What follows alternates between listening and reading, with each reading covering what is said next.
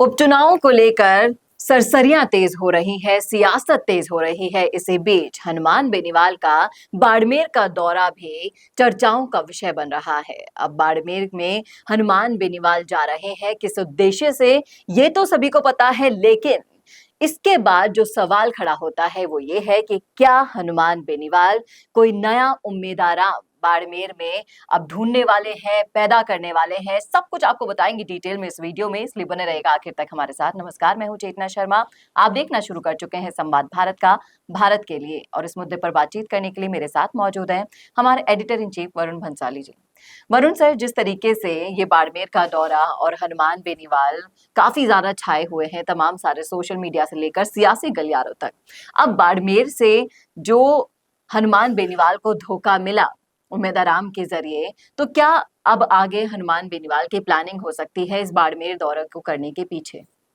देखिए, बहुत जाहिर सी बात है कि शरीर चाहे जितना भी बड़ा हो, उसकी जो रग दुख रही हो, जो दुखती रग हो, सारा ध्यान, सारा फोकस, सारा का सारा आपका काम उसी के पीछे लग जाता है कि उस दुखती रग को कैसे ठीक किया जाए।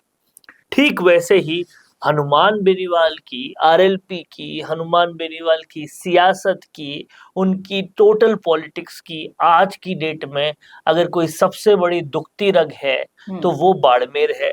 और इसीलिए उनका सारा फोकस बाड़मेर में है।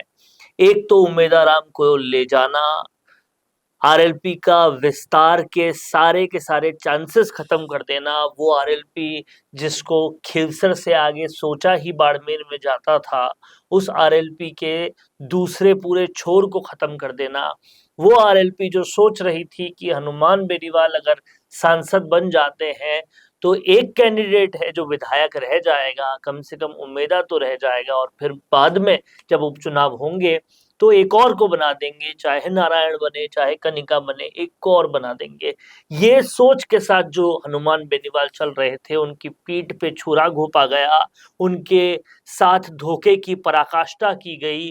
वो हरीश चौधरी जिनसे उनका 48 का आंकड़ा था, वो हरीश चौधरी जिन्होंने आरएलपी के तमाम सारे कार्यकर्ताओं को कई सारे अलग अलग षड्यंत्रों के तहत बहुत नुकसान भी पहुंचाया है, उस हरीश चौधरी के साथ जाकर उम्मीदवार बेनीवाल उस हरीश चौधरी की गोद में बैठ जाते हैं।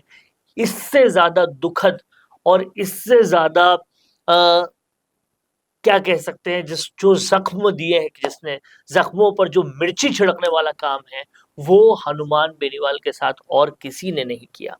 अब समझने वाली बात यह है कि वो चाहे जितना भी आरएलपी को आगे ले जाना चाहे, जितना भी सियासत को बढ़ाना चाहे, उनका रह रह के सारा फोकस उस बाड़मेर पे ही आ जाता है जिसने उसके साथ बहुत बुरा किया है जी। और जवाब देने में हनुमान बेनीवाल कभी भी पीछे नहीं रहे। और कहीं ना कहीं इसके अलावा वहां के जो कार्यकर्ता हैं वो भी, उनके खून में भी पूरा उबाल चरम पर है और वो भी कुछ करना चाहते हैं। और इसके लिए ही हनुमान बेनीवाल जो है वहां एक दूसरा उम्मीदवार पैदा करना चाहते हैं। माफ करना, उम्मीदवार तो नहीं पैदा करना चाहेंगे क्योंकि उम्मीदवार तो धोखेबाज है। वो एक दूसरा आरएलपी का फेस बनाना चाहते हैं और इसके लिए वो वहां के जाट जो बिखरे हुए हैं, हरीश चौधरी, एक तरफ हरीश चौधरी, उम्मीदवार बेनीवाल और हिमाराम चौधरी, और दूसरी तरफ कैलाश चौधरी में, उन जाटों को एक और चेहरा देना चाहते हैं हनुमान बेनीवाल का या हनुमान बेनीवाल के किसी शागिर्द का। और उसी के पूरे फलस्वरूप ये पूरा कार्रवाई हो रही है। जहां वो बाड़मेर जा रहे हैं, वहां अपना शक्ति प्रदर्शन कर रहे हैं, क्योंकि समझने वाली बात यह है कि उपचुनाव सर पे है। बाड़मेर में किसी किस्म का कोई उपचुनाव नहीं है, लेकिन फिर भी हनुमान बेनीवाल बाड़मेर जा रहे हैं। इस सब के पीछे एक और स्ट्रेटजी ये भी हो सकती है कि वो दिखाना चाह रहे हो जाट समाज को कि हमारे साथ जो बुरा करेगा वो बहुत बुरा भुगतेगा, बहुत बुरा भरेगा। और ये बाड़मेर में दिखाकर वो राजस्थान के दूसरे इलाकों के जाट समाज को पूरी तरह से चौकन्ना कर सकते हैं। और फिर झुंझुनू अभी जाकर और बाकी जगह पर भी जाट समाज में जाकर अपनी जो पूरी वर्चस्व है वो जाट समाज के बूते उठा सकते हैं, जाट समाज के बूते जो है बढ़ा सकते हैं।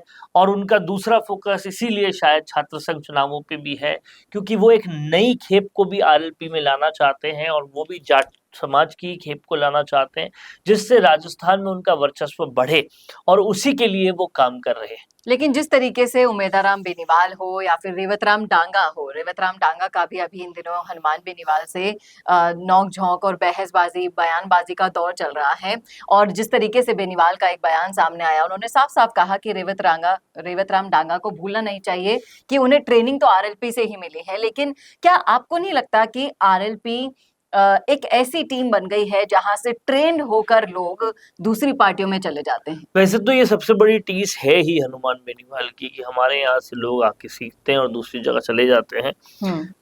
लेकिन आप ये देखिए, अक्सर जो लोग बढ़िया कर रहे होते हैं उनके साथ ऐसा ही होता है जी।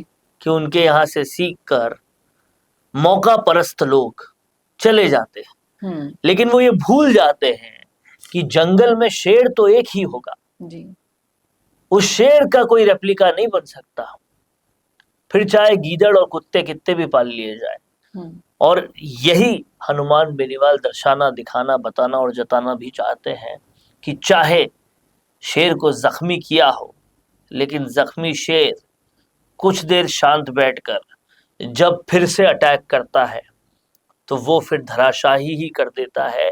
और यही उनका मैसेज है इस पूरी यात्रा के पीछे। जी, सही कहा आपने बिल्कुल। और अब देखना है, वाकई में दिलचस्प होगा कि बाड़मेर में मिले हुए धोखे का जवाब हनुमान बेनीवाल किस तरीके से देखते हैं।